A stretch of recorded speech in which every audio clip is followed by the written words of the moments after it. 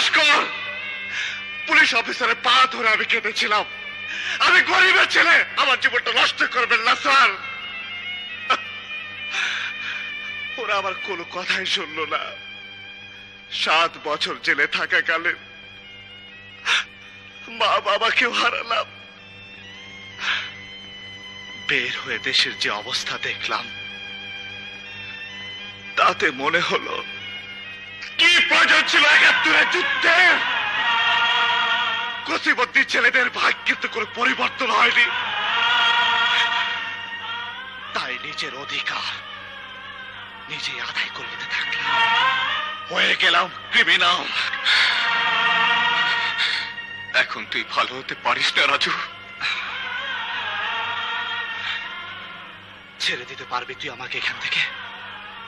ফিরিয়ে দিতে পারবি আমার জীবনের 7টি বছর?